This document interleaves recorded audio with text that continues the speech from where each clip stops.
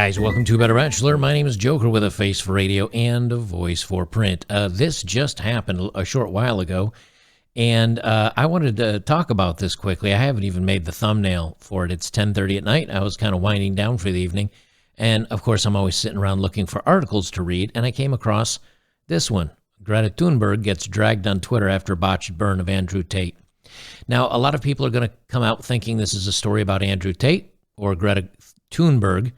It's a little bit of both, but where I think the actual story is again, women calling out men, even if they know nothing about their physical anatomy, women calling out men and shaming them for their dimensions, shall we say, of their trouser snake, and somehow this is acceptable. Somehow it's okay. If you call a woman fat, you're awful, or flat-chested, or ugly, or any of the other things, well, how dare you? Speaking of Greta Thunberg. How dare you? How dare you do that? But they can turn right around and insult men. Now, ironically, Greta Thunberg actually burned herself on this one, which is pretty funny. But it goes right back to what we always talk about, the double standards. They say Greta Thunberg gets dragged on Twitter after botched burn of Andrew Tate. Andrew says, I'm not actually mad at Greta. He said she's been programmed. She's a slave to the Matrix. She thinks she's doing good. Here's the actual story. While attempting to burn controversial influencer Andrew Tate over his collection of gas-guzzling vehicles, radical environmentalist Greta Thunberg ended up inflicting more damage on herself. Instead of suggesting that Tate had a small trouser snake, Thunberg inadvertently let me try this again. Thunberg inadvertently revealed that she herself suffered from small dick energy. You can't make this stuff. So anyway, Andrew Tate originally posted, hey, at Greta Thunberg, I have 33 cars. My Bugatti has a W16 8-liter quad turbo. My two Ferrari 812s Competizione have 8.65 liters versus or V12s. This is just the start. Please provide your email address so I can send a complete list of my car collection and their respective enormous emissions, obviously making fun of her calling that stuff out. And she replied, yes, please do enlighten me. Email me at smalldickenergy@getalife.com. Well, it didn't take long for people to quickly realize, why would your email, Greta, be smalldickenergy@getalife.com? She burned herself. Now, this says on Tuesday. What's today's date? Today's Wednesday, so this came out yesterday, I guess. I thought I was ahead of the curve on this one. Apparently not. On Tuesday, Tate took to Twitter to show Thunberg her climate activist, blah, blah. We read that part. We read this part. And how dare you, Tate responded, mocking Thunberg's infamous catchphrase. Many were quick to point out that Thunberg's tweet, which had been viewed nearly 100 million times, did not succeed in the way she intended. And as a matter of fact, Tate replied, I'm going to play some of this. Release some greenhouse gases. I'm obviously a stranger to online controversy. It's not something I often do. But now, the mainstream press is commenting on the fact that I was informing Greta that my very extensive car collection with internal combustion engines, which run on dead dinosaurs, have an enormous emission profile. And she replied by telling me her own email address. Greta's email address is, I have small dick energy. Why would that be your own email address, Greta? Strange.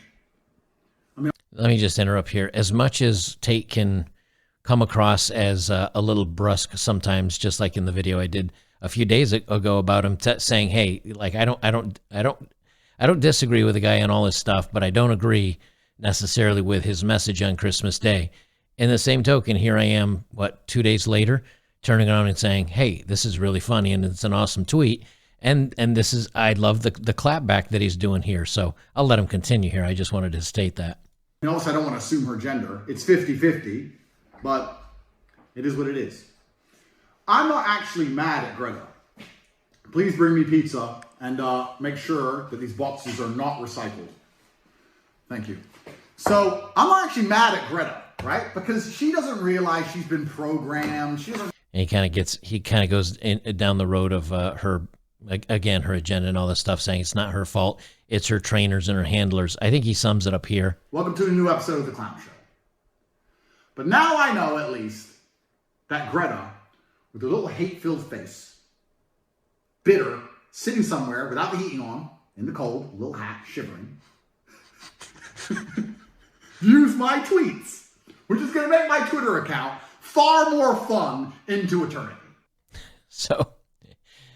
So his whole point, and again, I think this is funny. I think it's a good message to put out there. The fact that that he's clapping back at this, but again, my whole problem with Greta Thunberg and all these other women that do this is they're always the first ones to say, "Don't shame me, don't make fun of my body positivity. All shapes are beautiful." But when given the chance, every one of these feminists and left-leaning nutsoids, the first thing they do to attack a man and try to bring him down is to question his size of his manhood. Isn't that interesting? Isn't it interesting that if you say anything about any part of their body, no matter how crazy or off-putting it is, they immediately jump to the same insult on all men. And why do they do this? Because they know, or at least think, they can hurt men by taking it to that area. Unfortunately, they're only going to hurt a small amount of men that are, well, smaller than average. And even many of them are like, it doesn't matter as long as it's long enough to reach the toilet so I can pee. I don't care. I don't use it anymore, or I don't use it for that purpose. I'm doing my own thing. But again, it shows you they'll always jump down to the same insult. So anyway, his response would be, why would that be your own email address, Greta?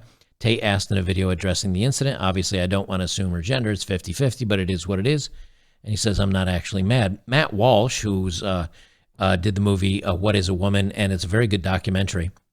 He says people are attacking this like it's the greatest insult of all time and pretending not to notice that she completely fumbled it by saying that this is her own email address. Matt Walsh says, oh, you want to email me? Well, you'll have to send it to this embarrassing email address of mine. Ha, owned. And then again, Andrew Tate plays this video. And Ian Myers Chong says she walked right into that one. And that's the end of that. I don't know. I didn't look at the actual tweet. You can follow me at Bachelor Joker. And it's still up here after, 24 hours or so. And it's got 2.1 million likes on her post. So apparently a lot of people didn't get the joke. Somebody says here, Andrew Tate getting owned by 19-year-old Greta Thunberg is the end to 2022 I was hoping for. And again, hashtag small dick energy.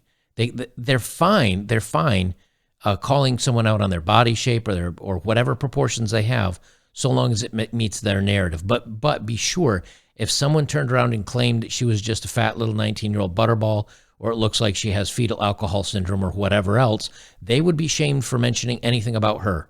But turnabout is perfectly fair play for them.